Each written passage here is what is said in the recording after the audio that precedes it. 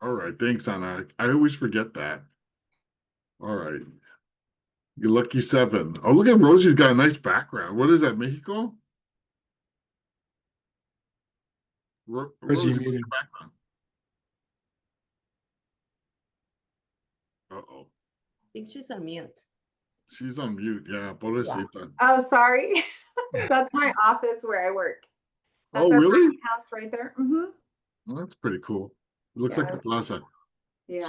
All right. Yeah, backpacking Again, house. apologies for subjecting you to Will I Am in East LA. That community led the fight in LA. That's where I'm from, and there's a fierce, fierce, fierce pride.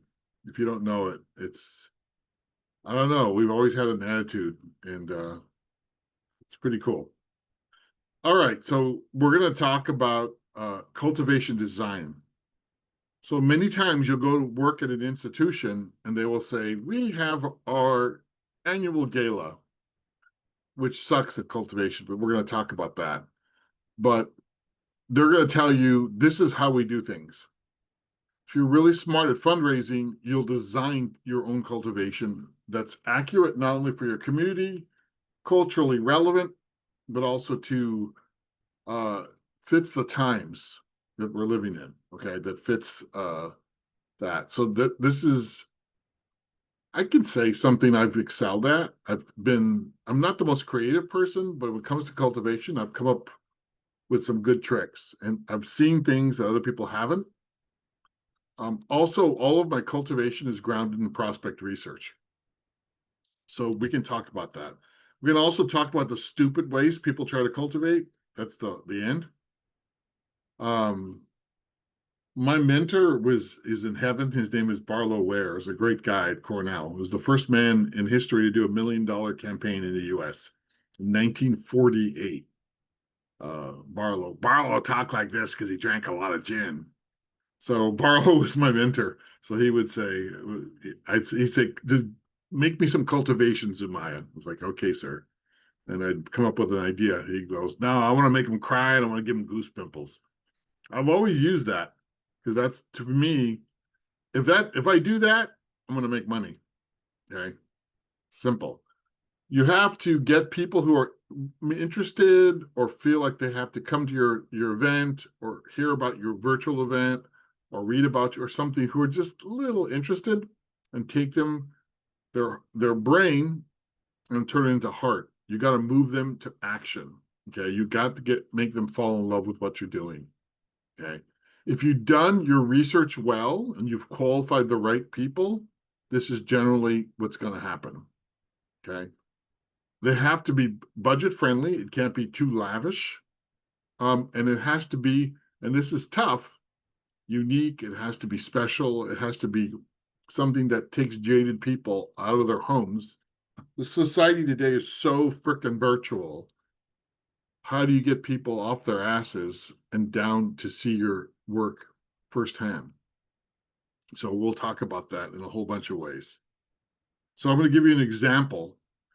And people have thought in the past I'm trying to brag. I'm not trying to brag. I'm showing you a case study I know from the inside because I did it. Okay. So I worked at this place, which is still there and doing good work, the Center for Public Integrity. This is how the largest gift for nonprofit investigative journalism, the first largest gift happened. I think there's been larger ones since then. So I worked at CPI in DC, and our prospects aren't journalists. They have no money. They're like starving, literally. They're like living in shitty apartments, driving Corollas. They're 15 years old. Asking for a $10,000 gift is a joke. So who gives to journalism? Because this is a new thing. There's never been funders for journalism.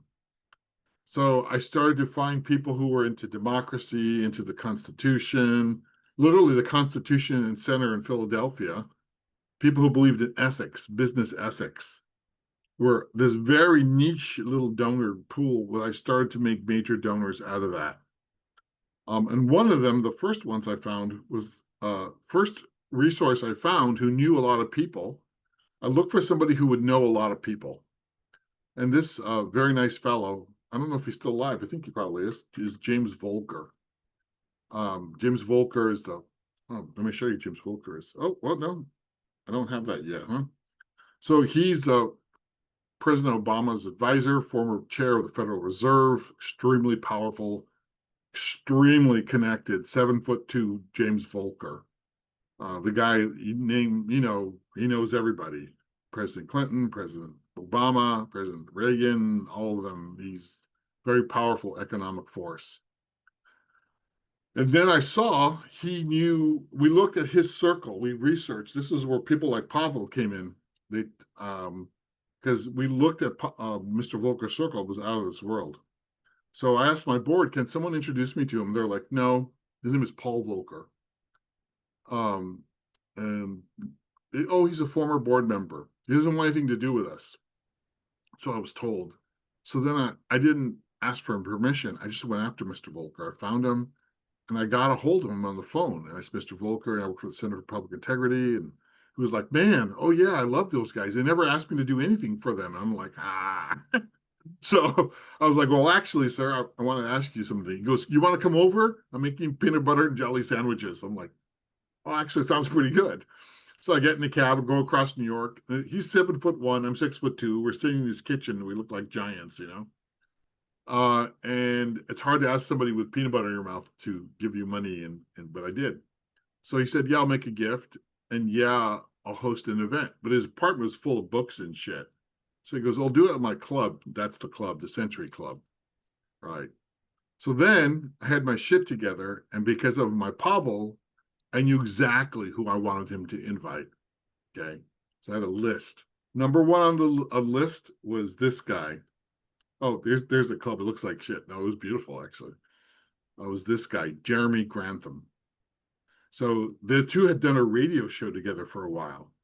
Billionaire, Brit, and big climate change guy, Jeremy Grantham, rich as Croesus. Okay. And so literally we sent out the invites. The first one that came back was Jeremy Grantham, said, I'll be there. Like, yes. So then through prospect research, I changed the nature of the event because our reporters were famous for the political reporters, but we also had environmental reporters. So I designed the environmental reporters and asked them to, hey guys, you guys are the ones who'll be up front. My boss was furious. He was like, no, no, no. So I changed it successfully. Mr. Grantham heard about our environmental reporters. It's ready. Uh-oh. Do mute. And so finally, Mr. Grantham, there at the event, came up to me and said, Armando, I'd like to do 2.5 million at the event. Never happened to me before or since. But that's because we designed everything, including who sat next to him was our lead environmental reporter, this Latina.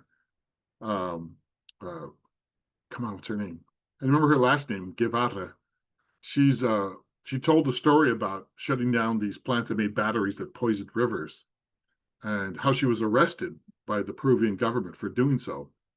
And this guy's sitting next to her and he's having this emotional experience listening to this woman who risked life and limb, who has 3 kids, to shut down these polluters. And so that was the experience. And then we made many other gifts from that event, but it was the high quality of the prospect research.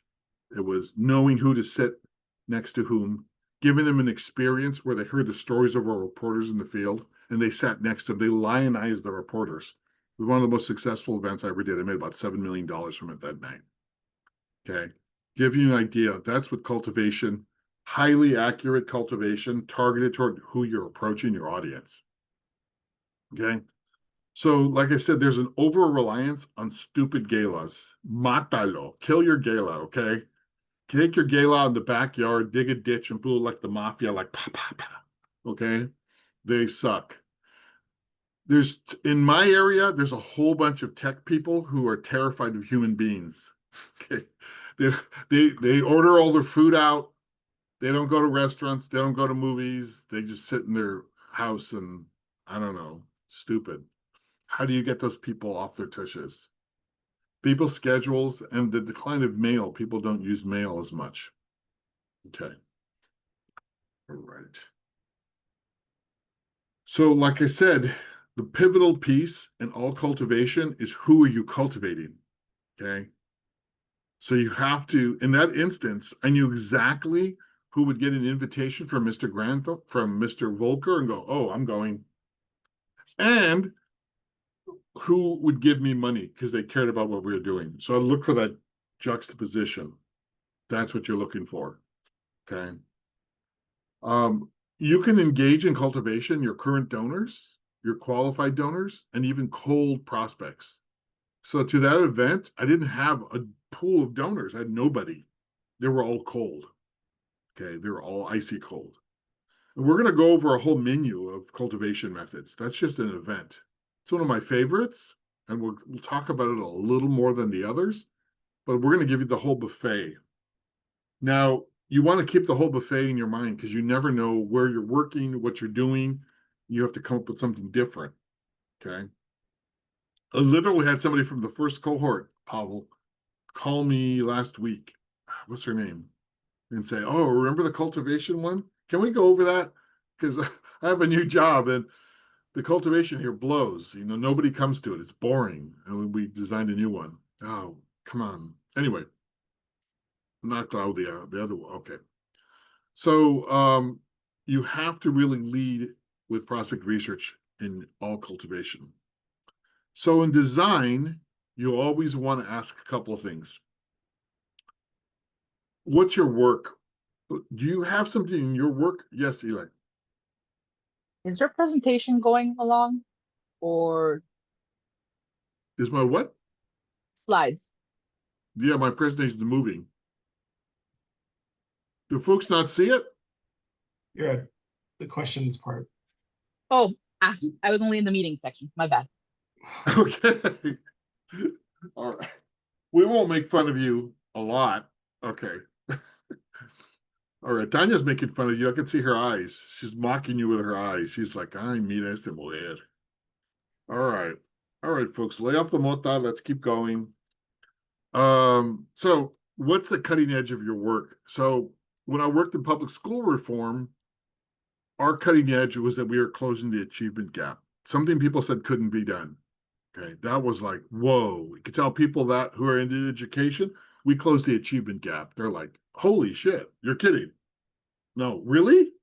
Yeah. So what can you show people that's going to knock them the fuck out? Okay. Right. That is the purpose of cultivation, to show them something that they'll understand and they'll appreciate. How can people experience it? Right. Yeah. Ideally, you want people to be as close as to the experience as possible. When I was in public school reform, we did this thing in the Central Valley where we took rich people on a bus to the Central Valley and we had them be superintendents for a day, where they tagged along with the superintendent of a school district. Right. And they experienced what it means to run a damn school district. So that was successful. But other things we did where the people were teachers' aides and they met the kids, that was even better. So that was interesting. So that's experiencing it firsthand. It's not talking about it. It's not seeing a film. And you want to bring emotion to the work. You want people to feel like, oh my God, okay, I see it now. I understand what you're doing. I'm experiencing this. When I was in education, it's very hard to see educational coaching because you can't sit there with the coach and listen about the teacher's face and see the students change. It's impossible. So what we did was we took a group of donors, 15 of them, and we had them tour classrooms. And afterwards, they talked with the teachers, and they told the teachers, before they did the tour, we told them, look out for these things in the classroom, because those are changes we made since we started working with this organization. And then people afterwards understood, okay, now I understand how you changed the teaching. And, then we told them, here's these kids' scores. They're going through the roof. Oh, wow. Okay. So they experienced it. So there's lots of ways to experience work. There's lots of ways to. When I was at the Mexican Museum, I told you the story of the back room. I told the vault story, right? Pav? Yeah. Yeah. So we had one thing that was very emotional for people, which was Frida Kahlo sketches. And on the back were notes she was making, and she was writing a poem and showing those to people to like almost touch Frida Kahlo. I still get goose pimples thinking about it. And we would show that to grown women and men, and they would be like crying. It's like, esta es el mano, de Frida.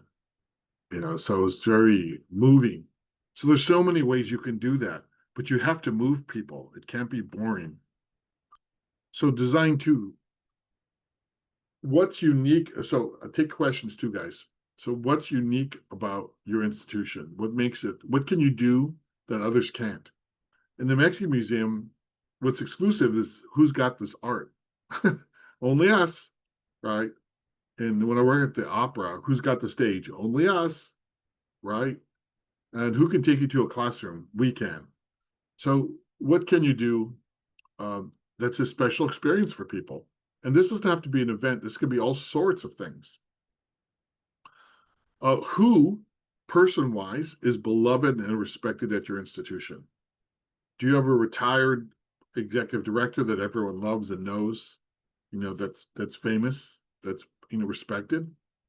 Also, too, what's exciting and new at your institution? My daughter, she works at the Huntington Library now in Los Angeles. She's a curator. I'm very proud of her. My baby. And it's funny to translate that. And they do uncrating. It sounds boring. Uncrating of new paintings that have been purchased, that have been brought in. They pull them out for the first time. That's exciting for people who are art nuts. So yeah, that's an example. All right. One thing you can do, and these are challenging to manage, but they can be very successful, is a cultivation design meeting. You have to go in there loaded with ideas yourself. You can't go in there waiting for them to write you down. So you go in and you meet with your staff, your program staff, and you talk about, here's what I want to do in cultivation. What do you guys think? And they'll make it better sometimes. Most times they will. Oh, you know what? Let's not use those teachers. Let's use these teachers. They've had a better experience. I know we can do this. I know a caterer, or whatever. But you can often come up with ideas for cultivation, and you can tentatively create a plan and create a calendar. Okay. You can even at good meetings assign responsibility for who's going to do what, when. But the idea is we want to create a 12-month cultivation calendar. Okay. In the dream world, Tanya will be sitting down with a wealthy prospect, and she'll say, hey, Mira, this is what we've got going on over the 12 months. We've got a tour of our building. We've got this art exhibition. We have a music thing coming on. What would you like to go to? The person's to be like, oh, I'll be in Mexico for the 3 months, but after I'll go to that. That looks fun. What is that? Okay. Boom. You got her on a calendar now. Okay. You got her moving. So that is a cultivation design meeting. So cultivation design meeting is where internal, where your staff come together and you come up with, you answer the first two slides, design 1 and 2. What's unique? What can you do that no one else can do? What can you show people? How can they experience your work? Now, remember, a lot of your organization is working for poor people and for immigrants. We never want to do anything that lacks dignity. Okay? There's no poverty porn around here, right? We want to treat people with respect. Okay. Other key factors are fun. Can you make it fun? Can you make it something where people are like thrilled at? Exclusivity. Can you make it special? I'm doing a major gifts event for Somos right now, and we're going to invite about 700 people. But people are going to believe by the external look of it. I'm not saying it out loud that it's only like 50 people are coming to it on purpose. You've been selected. It says that in the invitation. You have been selected as a Latino leader in the United States today. Right. But I'm creating the impression that you're so freaking lucky to get this invitation. Holy hell, Ms. Del Corto, you're the only one. And if you don't take this, you're a fool. Yeah, that's what I'm saying. Right. And glamour. Can you bring glamour to your thing? I did an event for CPI. The next one we did was hosted by Rosemary Clooney and George Clooney. So yeah, that was glamorous, and I had a whole bunch of strange women trying to get in too. It was weird. Okay, weird, strange women. Okay, engagement. How can you engage people?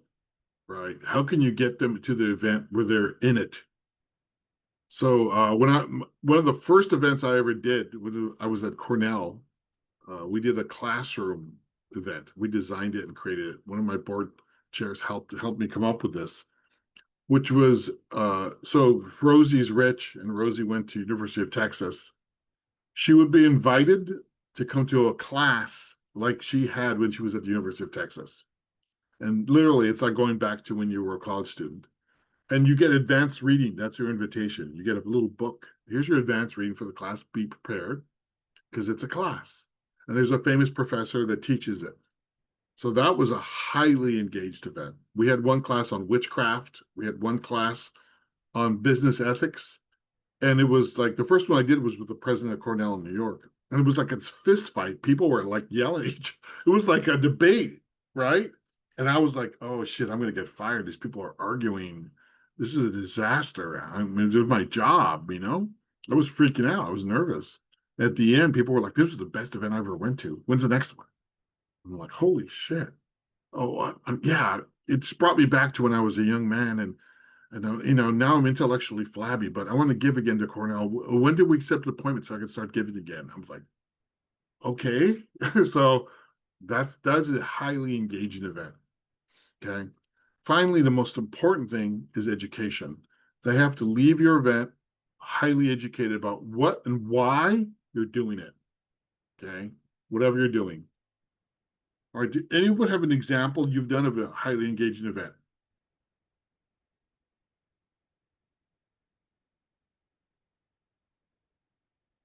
Nobody's got one. All your events are unengaging. All right, guys. I guess that's why you're here, eh? All right. Yes, you'll be receiving. Go ahead. We had an event. It was the 10th graduation of our small business resiliency program. And we had testimonials from alumni, from the students from the business owners that were graduating, from funders that had been with us from the beginning, from the city, Yeah. from the county. We're trying, and we're okay. The goal was to launch this support small business in the community kind of fund. Everything's going great, but because one of the speakers took so long, um, one of our the executive team felt rushed, and they never announced the launch of the fund so people can All right. So let's let that one go now. All right. Let's see here. Okay.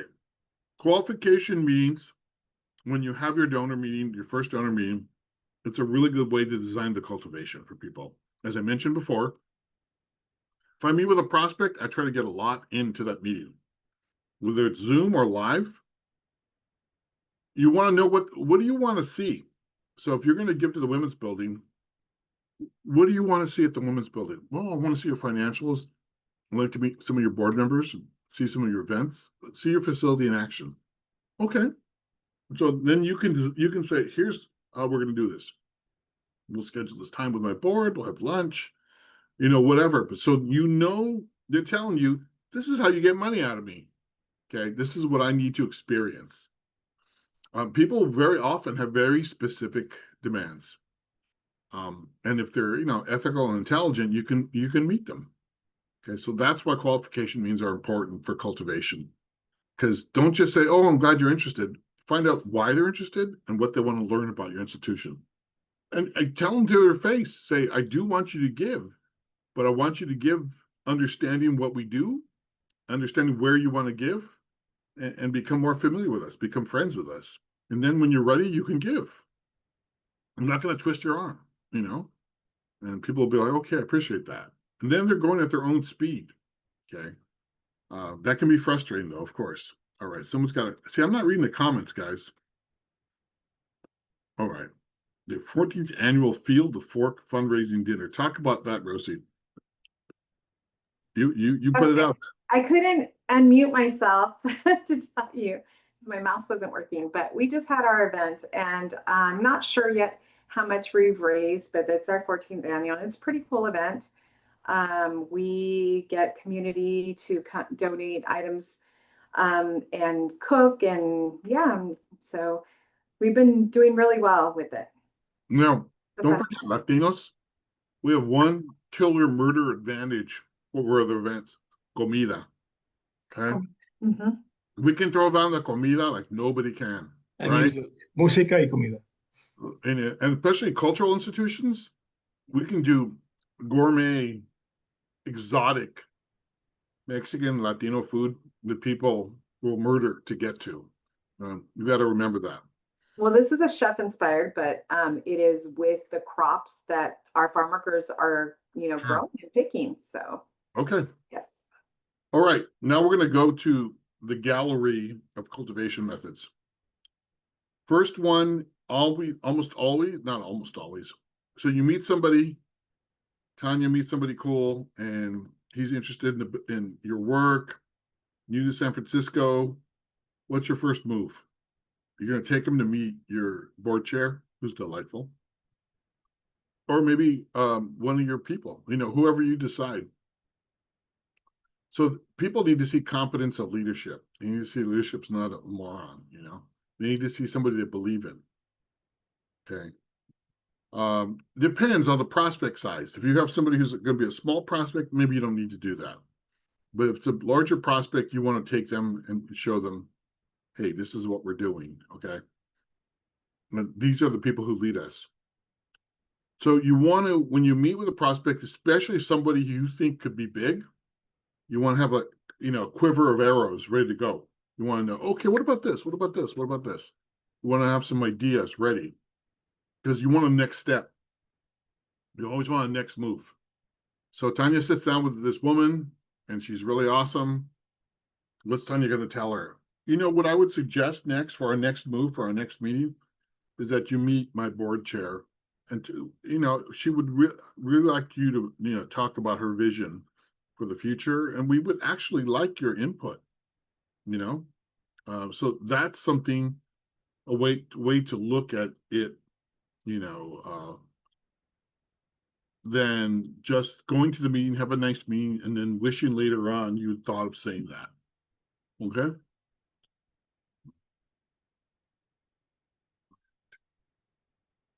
So virtual is very popular now. I have to do virtual events because we're a national organization. Okay. In the future, if I have my way, I'll do one in LA and I'll do one in New York, maybe San Fran, maybe Chattown, Chicago. So you can do tours, concerts, panel discussions. Panel discussions are some of the best things to do. They're cheap, they're almost free. You can bring people together to talk about interesting subjects. We had one about 2 years ago. Anna put it together. I think it was one of the first ones you did, Anna, on breaking the glass ceiling for Latinas in development, right? And you wouldn't think that would be good for prospects to come to, but we had a guy from Target come to it, and he's still giving us money today. He came to it and was like, wow, look at this community. That's the first thing he told me. He goes, you have an amazing community starting here. I said, yeah, I'm working on it. Armando, question. Yes, Do you charge for, you don't charge, but it's for making connections? yeah, I never charge for anything. For a major Okay. gifts dinner, for any sort of event, it's not about making money. It's about getting the right people there, doing your research, getting the right people in the room, and you never, ever solicit at an event. You get them afterwards. The worst, Okay. the worst thing on earth for me is one of my events. If the rich person steps up and gives me $1,000 check. First of all, that's self-soliciting, and the person I wanted to get 50 from just gave me 1,000. Okay. So I'm like inside. Otherwise I'm like, oh, thank you, But the other thing too is you want to create, you'll see some momentum afterwards. Okay, so it's networking, getting the right people. It's not networking, it's education and moving them emotionally. Oh. Okay. That's it's taking them from like, oh, this is nice to, oh, I love this. Okay. I want to do something. And then your job is to see them afterwards, a couple of days later, or a week later, even a month later, and say, Hey, what did you think of the event? Okay. You had some questions. Okay. Got it. All right. What would you like to do now? Would you like to support us or do you need to learn more? Well, Mhm. I do want to support you, but I really want to know about, your reliance on federal grants. Okay, let me tell you about that. Let me bring my CFO in. And then, okay, are you ready now? Oh, yeah. Well, how much are we talking about? So that's the process. So virtual, you can also, one of the best cultivation things I ever did is that Playworks. So Playworks, they put coaches on playgrounds for kids. So that's what you pay for if you're a donor. So I got my cell phone on a tripod, a little tiny tripod, like 3 foot tall tripod. We put it in the middle of the playground, and the kids are running around, laughing, yelling, adorable, right? And we have 40 donors on there, and we're talking to them. This is the playground. This is what's going on. And then we would say, "Hey, little Eli, come over here. Tell them what you're doing today. We're playing tetherball, and it's really fun. Thanks a lot for helping us. Bye." And people were just laughing their asses off. They were little again on a playground with kids, and they did that. Right? You made this happen, and that cost us like pennies. Right? We bought the kids pizza. I think. Boy, they ripped into that pizza. I mean, literally, I had to go get more pizza. And we had a little cell phone tripod. It was $10 on Amazon, and the streaming, for it. That's probably the most expensive. But that's an example. Also, too, I send prospects. If I have a major prospect, if Rosie Castillo got $1 billion, she would get a video from me. I did on my phone. Hi, Rosie. This is Armando from Somos El Poder. That's cultivation. Okay. Cheap. Text it. You put it on YouTube, so you can send a link, and then you text it. YouTube private channel. And why Right. would you want to YouTube it rather than just do like a phone video and send? You could. I like to let people share it if they want to. Okay. Sometimes people don't open the phone video ones because they think it's a scam. YouTube's kind of legitimizing. That's what I've done. Maybe you've got a better way. Look at, I'm like 900 years old. There's probably better technology than this is what I know. Okay, so now we're talking about events. So events, look, we have the estrella of Somos in many colors. This is the baby shit green color. Sorry about that, guys. This will go away in a few minutes. Small events, prospect research guided small events is my favorite methodology for cultivating people. Okay.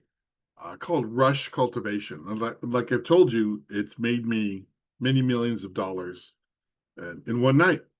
And not from people giving at the event, from the follow-up after the event. Okay.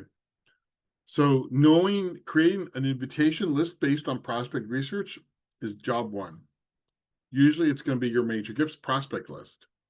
Second is designing a program that takes people into the experience and moves them emotionally. Okay. That they can see why there's a women's building. They can see why it makes a difference in people's lives. They understand it emotionally, not just intellectually. And for an event, you can use multiple draws. Okay. Mujeres Unidas Activas, one of our members, they're having a 35th anniversary event, and they have what's her name? She's a very famous Chicana author here in the Bay Area. Isabel Allende. She's Isabel going. Allende. I'm Yeah. going. Yeah, I'm going too. Okay, I'll see you So there. that's a draw. That's a Oh my celebrity gosh, draw. yeah. Yeah, she's brilliant.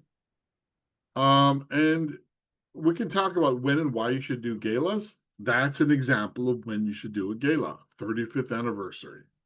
Usually, I hate them. Okay. If you want to know why, I'll tell you later. I'll report to the group if you really hate them What was that? after we go. I'll report to the group if you really hate them after we go. Yeah, well, usually people don't count staff time with galas. They can Yeah. they're like a giant vampire that sucks your development time and efforts. Yeah. And let's say Rosie's rich and Rosie comes to your event, Tanya. Mm-hmm, She gives you $1,000. mm-hmm. You will never get her to give you more than that. For some reason, gala of donors, they stay at that amount. You cannot move them into major giving. I don't know So, why, but go ahead, Angela. question for strategy. We're coming up to our 50th in about 2.5 years. that's a big deal.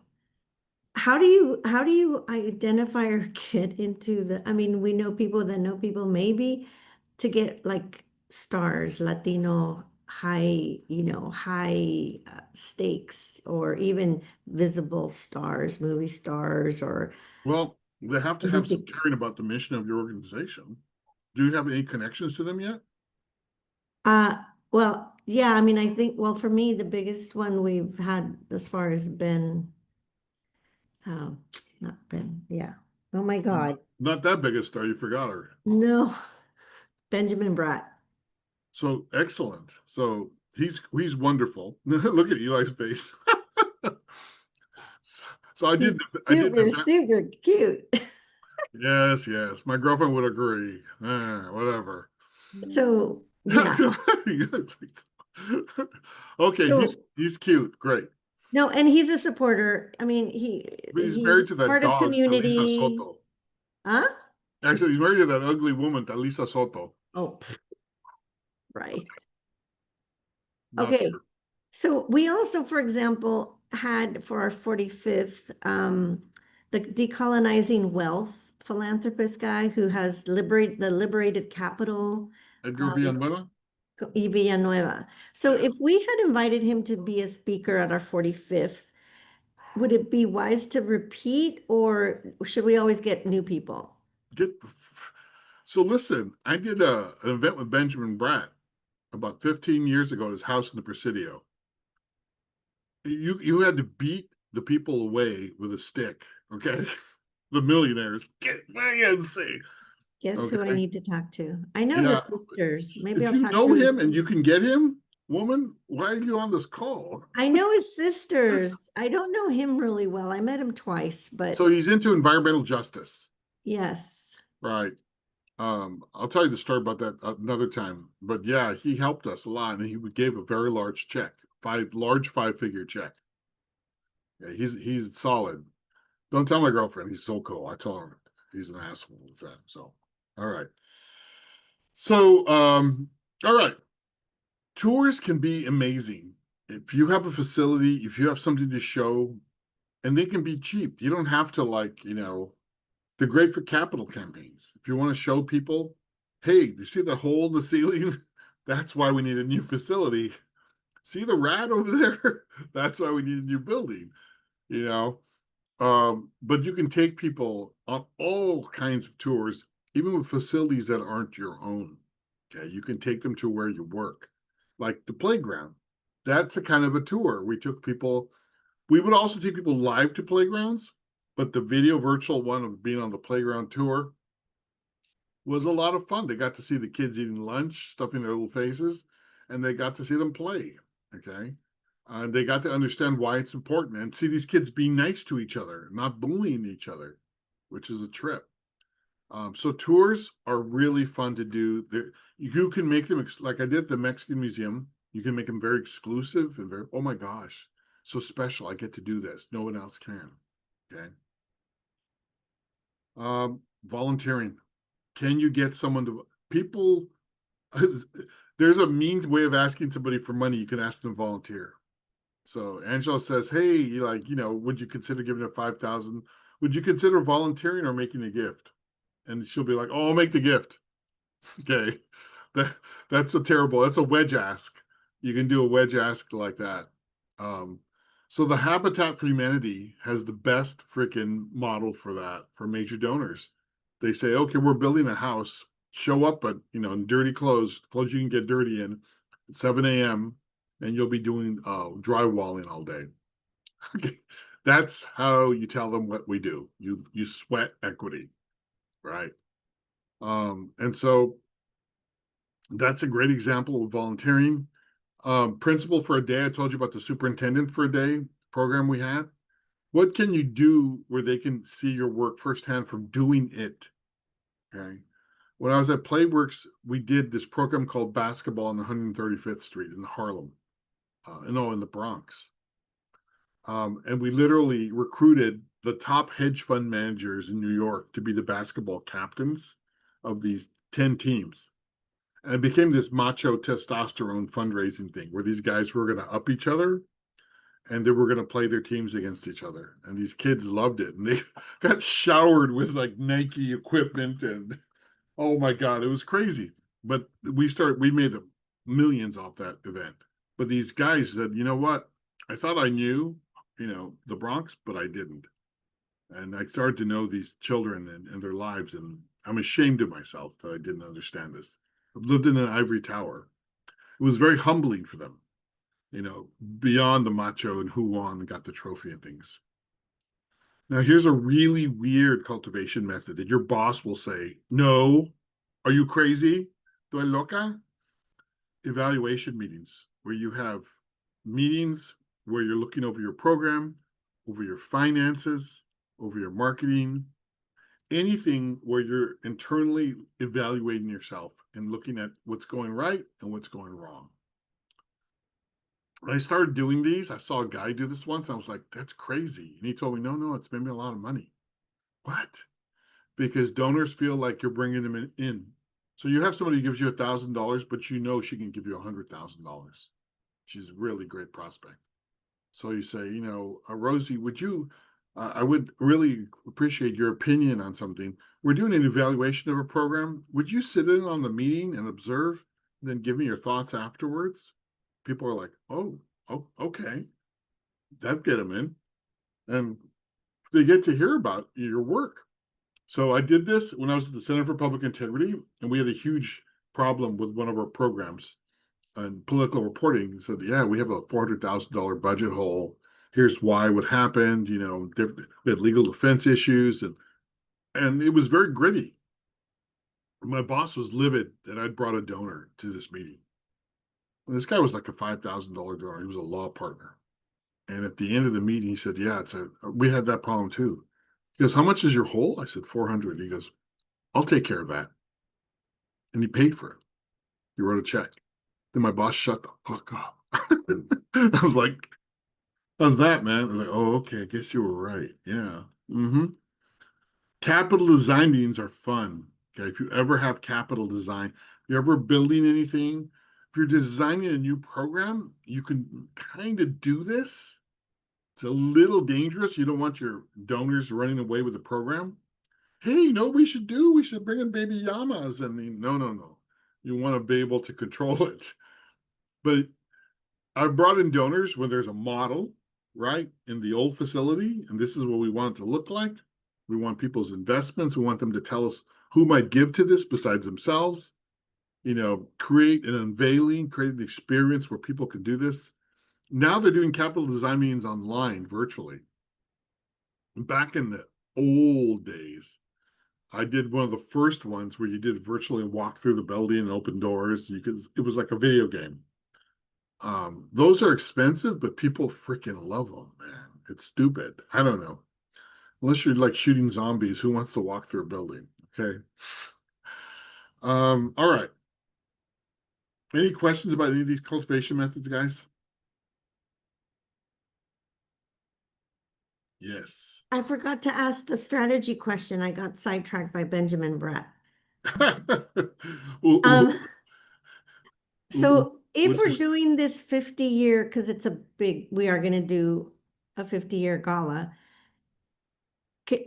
strategy-wise, it'd be a good idea to work with Pavel to do the prospect research to find out who the richest Latinos are in San Francisco. Absolutely. I can help you with lists of names. Okay. They have to be people who understand your work, though. They have to have Right. basis. So you have to start building a list years out, right? Way out. Now, the problem with a famous person being your host, the good part is you'll draw better. The bad part is the quality of the people who want to come will be lower because they just want to take a picture with him or see his cuteness, as you so described. Uh-huh. So that is a challenge. So you do have to mitigate that with prospect research. So yeah, when I had George Clooney hosting an event in DC, we had a bunch of sinvergüenzas want to show up. They don't give a shit about what we're doing. They don't want to make a gift. They just want to be there. So we didn't let them. We only let our prospect reach, and people were saying, "Oh, my sister." No, no, no, no. Sorry. My mom, literally, my mom wants, I don't care. If they're on the prospect research list of prospects, they can come. Everyone else cannot. Okay. So then would you recommend that you be very clear as how many people you want? Because you can fill up the San Francisco Conference Center, or Well, you it, can it have it depends. in a smaller venue and be very intentional. Yes. So yes, yes, and yes. You with a gala, you want to control it. Okay. Okay. But with a small event, my small events are under 30 people. Eli. And again, my interest is really peaked with the capital design meeting, as we're about to launch a capital campaign for the construction of a building. And so this is one of those, we say, for example, keep it under 30. Intimate, the finance, it really put me to think of how, I mean, the importance of prospect research. Pablo, you're gonna hear from me this week, just so you know. Because I hadn't, it had been suggested at one point, but not in this kind of smaller format. They're like, oh, we'll do this big thing with this announcement. And I'm thinking that that's not going to be drawing the way we want to. So I thank you for sharing this. Like, it's really like, I hate to say this, this is politically incorrect, and people will get mad at me for saying this, but at capital design meetings, at major gifts meetings, I always serve good booze. Okay. You don't want to get people to get in their cars and get in trouble. You want them to be safe, but I always make it sure liquor helps people relax and listen. Okay. It's always worked for me. I've never had trouble with that, but yeah. Another one is thank you events. Okay. Uh, Thanking another major donor is modeling. So Rosie Castillo gives us $500,000. You're awesome, Rosie. Thank you.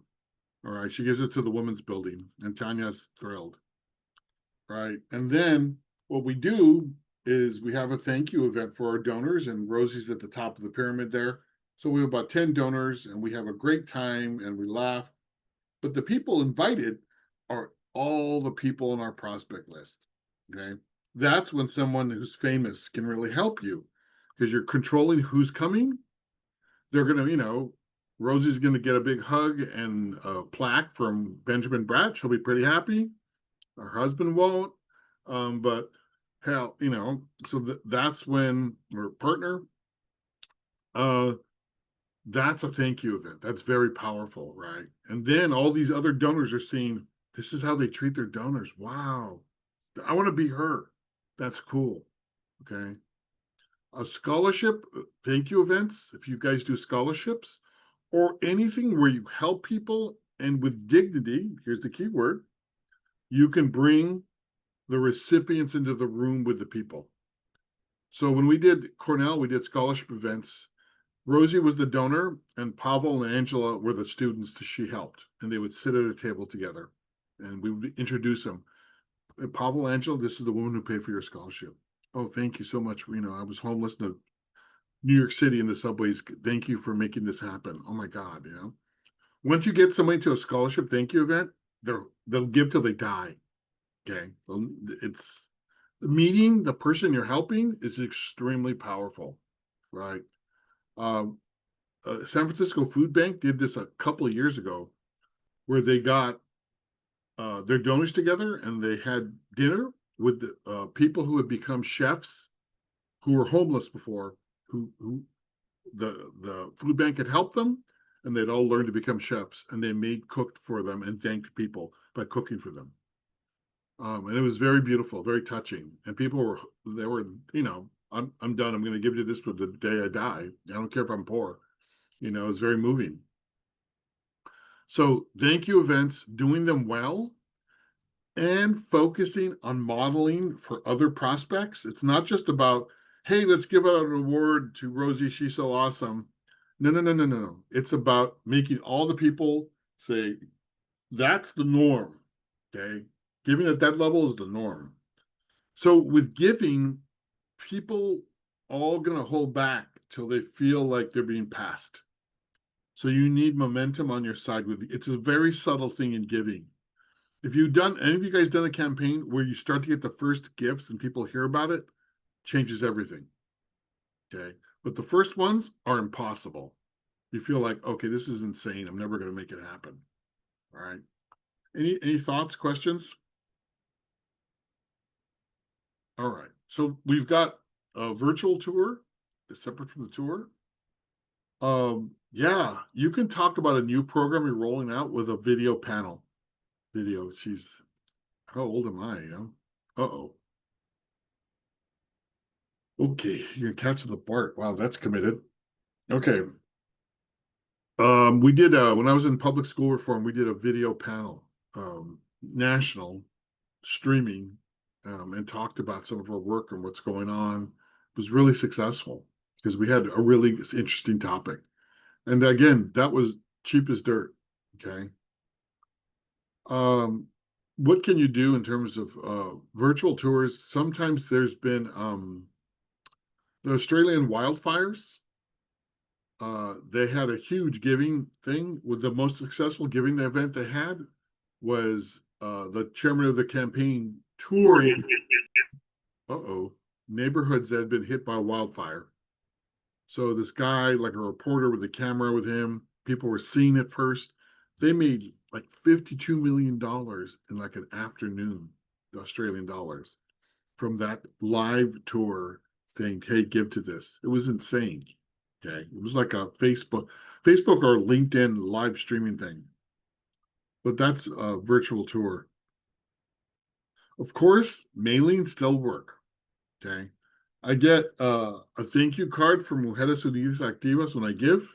It's beautiful. It's like Mayan women and the art, and I can't throw them away. They're beautiful. I save them, right? And their annual reports, they're beautiful. La Amistad in Georgia, one of our members, they have, it's like a coffee table book, their annual report.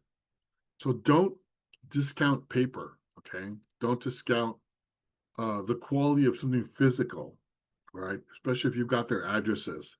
Newsletters, electronic newsletters, we do those now. It's almost thanks to Anna. And they're successful. People, 71% of our members read the freaking newsletter, which is crazy. I've never read a newsletter like that. I actually read ours, but it's I don't know. The content's good. We have art in it, you know.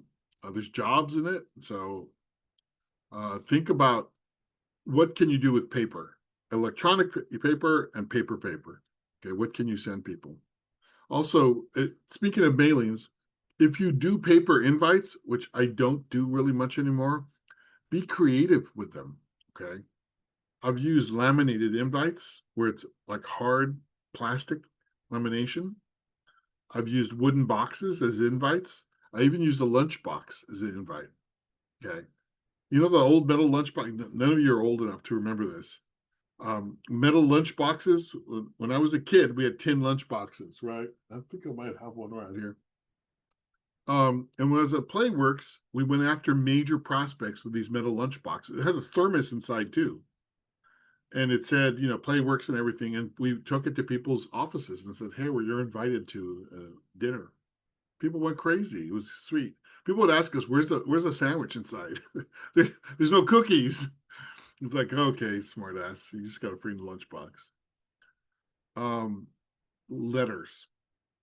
People think, oh, yeah, you know, how am I going to reach her? I've emailed her and emailed her. Write her a freaking letter. Okay.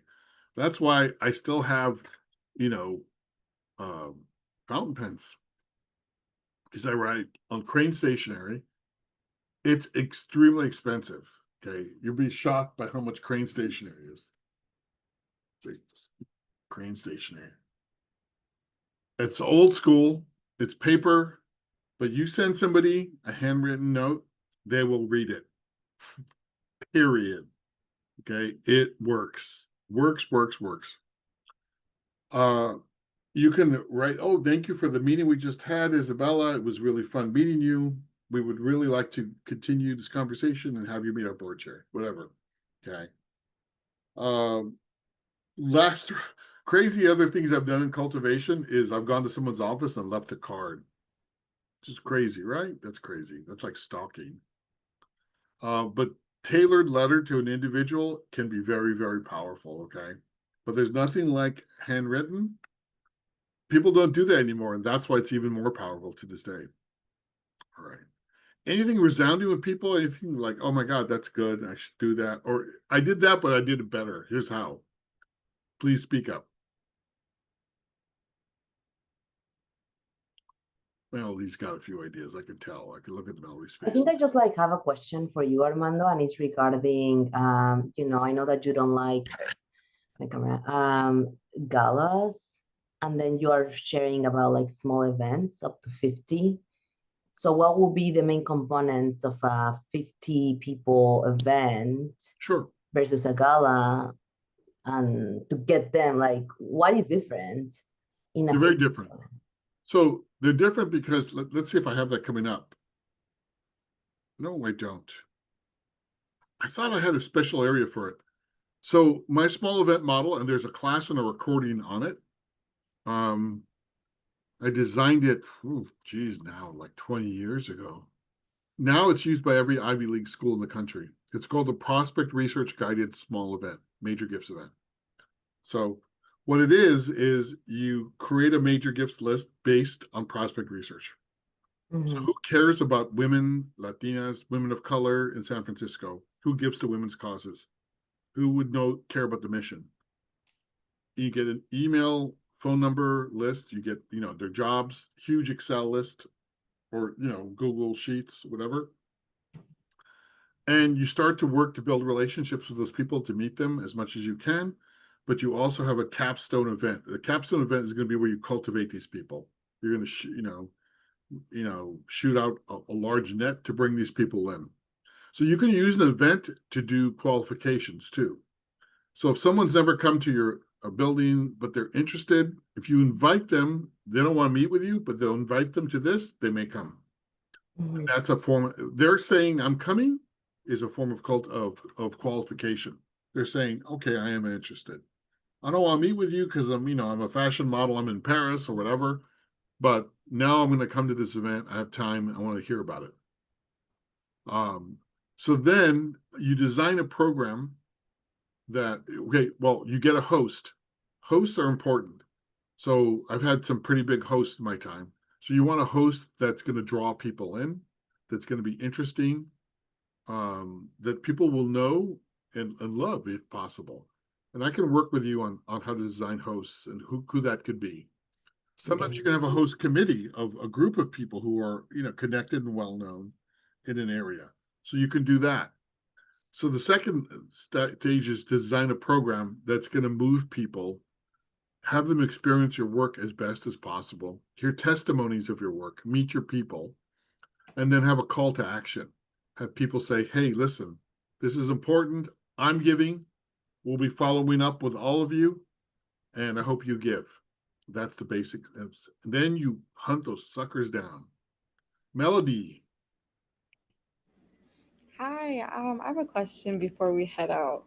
So I wrote it down so I don't forget. Okay, so for my institution's 25th anniversary, we're going to be hosting an academic conference around Latino studies, where our keynote speaker is hopefully going to be Dr. Gilberto Cárdenas. I don't know if you guys know him, but he's one of the pioneers in Chicano studies. Right. So because it's more academic focused, our invites and like call for papers are going to go mainly to professors in the area, including prestigious universities. Do you think that this event is appropriate for cultivating donors, asking for donations? I mean, I know professors aren't like the most rich No. people out there. Only professors with patents are. Melody, what's your institution, please? So I work at Central Connecticut University, and the department that I work for is the Latin American Caribbean Center. So we work with student workers, we work with Latino students, and we're Sure. trying to focus more so on academics as well, so Latino studies. Yes, it's appropriate for the right people. Mm-hmm. If you have people who care about the program a lot, then it's absolutely appropriate. Especially if you've got a rock star Chicano studies legend, that's cool. I know, hopefully he accepts, so. Okay, he's not Benjamin Bratt, but I know. he's a different type of cool. He's more cool actually. He's the Benjamin Bratt of Chicano Studies. There you go. Yeah, I'm the Benjamin Bratt of my own mind. So, all right. So we can also do political action is another form of cultivation these days, more so than normal. So my first major donor, he got arrested with me in Santa Barbara at a protest, and we were in jail together. And he said, "You know what, man? I'm going to give you a gift." I'm like, "Okay, like what? Some advice?" I'm like cynical little youth. He goes, "No, I'm going to write a check." And he wrote a check for $20,000. I was like, had to close my mouth. Could have put a grapefruit in there. Yeah. What can you do? Involve them in a protest. Invite them. People love that. They want to be involved. As long as it's safe. Another form of cultivation is business networking. This is a weird one. Can you create a situation where you can help them meet people to do business and work with?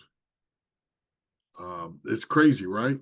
If you have alumni, if you have parents who are in the same industries, can you create something networking? I've done this when I had worked in education, super successful, right? So you have to do a lot of research on what are the industries and who can talk about them and bring them together and have people meet each other. If you help people increase their business, they're going to give you money, almost for sure. Okay. This is a crazy one. This is one of the most successful, cheap ones I've ever done. And it's for foundations, not for individuals, most individuals. So you convene a discussion. So I did this in education reform when I worked for Springboard Schools. And we had this controversial discussion on closing the achievement gap. And this is for foundation program officers, right? This is for them to go, oh, that's a cool topic. Wow. That's the challenge. Getting the topic that's going to make foundation program officers go, oh, man, I'm going to that, right? And then we threw in really good food, okay? We had it catered by this really great restaurant in San Francisco, Greens. So catered by Greens, discussion on this. I had 17 foundations show up to hear this discussion. And of course, there's no other organizations in the panel. It's my boss and two of our principals, right? And it's on our site. And we don't do any sales. We don't say, hey, give to us at this event. Nothing like that whatsoever. They all come and they hear about this. They have some really good food. And they're like, oh, wow, this is your organization. Yeah, this. And they meet us. After they meet us, then we go after them and say, hey, would you meet with us? We want to talk about, potential alignment with your grants and things like that. Killer. I made $720,000 from that event from foundations. Ian, please. Yes. Yes. So my RED builds a lot of good relationships. Just starts the conversation and get these conversations going. But how can I jump in as being a general manager to be able to like follow up with these meetings? Because the relationship is directly with him, but I want to support. I mean, he's got to have you in the gonna meetings. we're getting ready to retire and things like that. So like how do I build those relationships with the relationships that he has built? One, he has to have you in those meetings. Two, he has to start introducing you and act like he's retired. He's not, but have him say, oh, I want you to meet so and so and maybe somebody else. You want layers of relationships. And she wants to update you on something, but I want you to meet her and start building. You have to come down the list and go down the list and check them all off. If she or he leaves with those relationships unhanded over to you, that's bad news. You'll lose them. Okay. So you have to. This is where the development officers sparkle. You have to charm the hell out of these people and make them love you. Okay. That's your job. Okay. You have to build a relationship with each and every darn one of them, and pretty fast from what you're telling me. Okay, so then going back to the convening, so when an event that we're potentially starting, from Antonio Winery organized the winery, so we got a connection there. He's getting apartment complex, some kind of like land, and he's starting this business like like from the ground up for low income communities. So he's bringing us into this conversation, but we also want to get them to like fundraise also as well to our scholarship program. So we're going in, but how do I like also bring that change? Like, okay, well, you're getting us involved into your program of housing, but how about continuing the fundraising with us? Yeah, and then you have to have the guts to bring it up. Okay. You have to raise that as important, because that's, you can talk about the students if you want, but you have to tailor that into it. Yeah, Mhm. absolutely. I mean, you have an opportunity to talk about a scholarship program, do so, and Okay. fold it into that if you're going to do that. Yeah. All right. All right. Perfect. Thank you. No problem. All right. So the problem with cultivation, like I said before, is overhead. People say, "Oh, we made $200,000 from our gala." So I say to them, "Well, how much did you pay? How much was staff time?" "Oh, we didn't count that." I bet you staff time was $200,000. But the amount of time it takes to run a gala, and the board always says, "Oh, we'll help you," and they don't. Okay. So this is the challenge with galas, and they're not deep cultivation. So you can be at table 72 and they're talking about their kid's private school, or they're talking about politics, but they're not talking about your institution. That's why a small event, Tanya, is important, because you can stage each table with who you want at it from your program, right?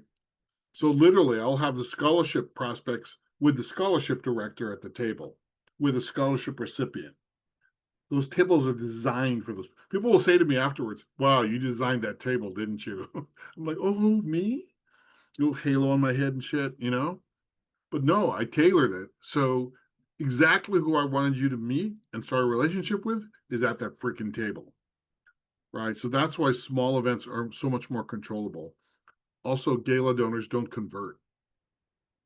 So another one is, I call it the Friends of Sally event. Political house parties where okay, let's say Rosie's super rich again. And Rosie says, "Oh, I'm going to invite all my friends to meet the women's building. I want them to tell about the women's building." And Tanya has a moment there where, okay, Tanya chickens out. Tanya's like, "Oh, okay, sure." And this big house in the Presidio, and it's all her friends, and they like Rosie's food and her wine a lot more. And they're really not there for the women's building. They're there to party with Rosie. And then Tanya goes up there and tells about the women's building. It's kind of, that happens all the freaking time. And then maybe some of Rosie's friends will give a little bit of money, but they're not there because you research them and that's what they give to and that's what they care about. That's a Friends of Sally event. A lot of people get dragged into that. Now, the moment when Rosie says, "Oh, I want to do an event for you at my house," this is what Tanya says. "That's wonderful, Rosie. Thank you. We have a list of prospects we've developed. Please invite some folks you think would care about what we're doing here at the Women's Building. But we have a list of powerful women we think we really want to engage. Would you open their home to them too?" "Oh, yeah. Okay, great." Boom. Now you control the list. Okay. Rather than letting it be some, bullshit. Okay. So the political model works for house parties because it's about a candidate. People are showing up for the candidate, for the politics. Very clear. That's why it's different. People say, "Oh, house party." No, no, no. Small major gifts events are different.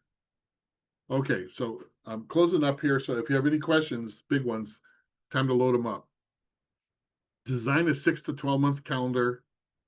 Come up with innovative and creative ideas. Okay. Innovative and creative ways that people can absolutely experience your work. All right. Invite a wide range of staff into these events. To the design meeting. Everyone has to come with an idea. I always say that. Come with an idea, and you get a cookie. Uh, if you invite donors, and careful, because some of the donors come up with, "We'll do this at the Ritz-Carlton in Half Moon Bay." Like, "Oh, yeah, sure we will." That'll be about $40,000 for, 5 people. No, thank you. Uh, and so you got to focus on maximum getting the right people in the right room to hear the right program. Okay. The right hosts. Okay. Hosts and draw. Okay. So, and you can layer your draws. right? So layer your draw means host, food, location, all those are draws. All right. Oof. So I will find Pavel will send you the small major gifts. Pavel, are we teaching in a separate class? Yeah, we are. Oh, well, stop Let by. me let me check the calendar. Okay, cool beans. That's fun. I love doing those, man. We're doing one right now with Henry Cisneros, the former Secretary of Housing, former Mayor of San Antonio. We're doing a virtual major gifts event. So I'm knee deep in it right now, relearning all the stuff, But I've done some live ones that were just been thrilling. Yeah. So my answer to the gala, Tanya, is the small major gifts event. So my record for one night is 16 people in Atherton, in the Silicon Valley, uh, $5.5 million. So it cost me nothing. So better than a gala, right? Yes, Diana. Hi, Armando. I have a question. Earlier you were talking about not asking people or not soliciting at the event. Can you expand a little bit more on that? Sure. At the So event, then following up after? So in the training, we'll go into that a little more detail. The whole idea is, so if let's say you've got a room of, Deanna, what's your institution? So it's an arts nonprofit that's building a capital project Where? in Southeast LA County, Where? Southgate. Southgate. All right, cool. So let's say you get 45 Latinos who have money in the room, some other nice allies and folks. So Pavel's in the room. I'm going to pick on Pavel since his camera's off. So Pavel's one of these people and he's in the room.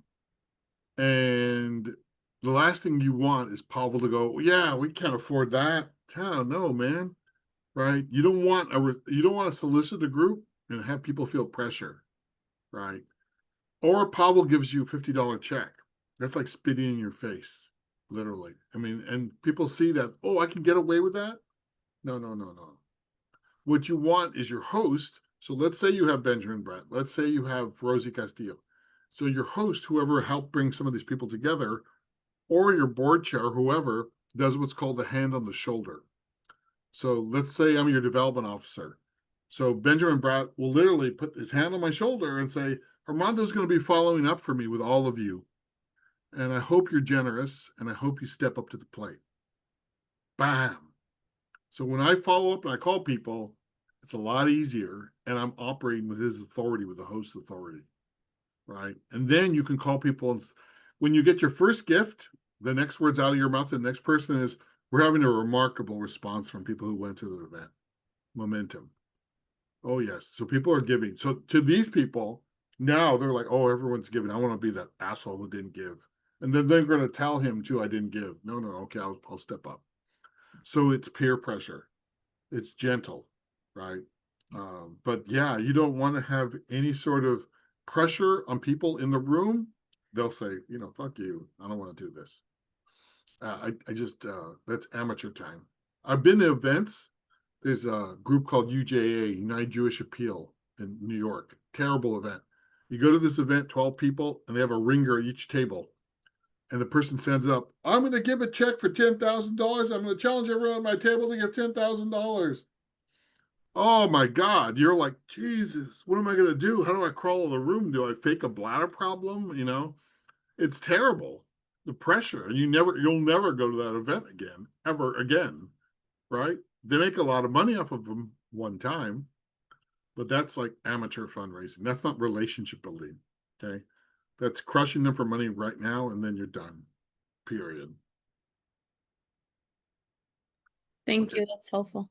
Yeah, I hope so, Deanna. Bob, are we having a small events training? I'm going to move something around actually because that's a webinar we do, but I can incorporate it into class. Okay, well, ask your cohort if they want that. They may not. They may want to do a recording. Or if they want to do a live training on that with me, I'm happy to do it. Cool. But you guys let Pablo know. Yeah. I want that, or no, it's okay. Okay, it's up to you guys. You guys are in charge of the sucker. So let me know. I'll send. Yeah, I see lots of response here. Okay. We'll do it. Temas. All right, cool. Algo más, gente. We reached 250 member organizations at Somos. Okay. So for those of you who don't have positions or jobs, we have a hell of a network for you now. Okay. And we're growing. And I'm working on another conference. And hopefully we'll have one on the East Coast next year too. I'm working on that. So let's keep punching, kids. Thank you so much for coming. Thank you for so much for being devoted. I'll tell you, end of the day, it's hard for me to teach, but man, after I'm with you guys, I feel like $1 million. Okay. Okay. Don't let despair or fear dominate you. We are powerful. Somos gigantes. Okay. All right. Gracias. I will talk to you guys later. Thank you so Thank you, much. everybody. Thank you. Thank you. Thank you. Thank you. Thank you. I'll be calling Pablo. We need help. Bye.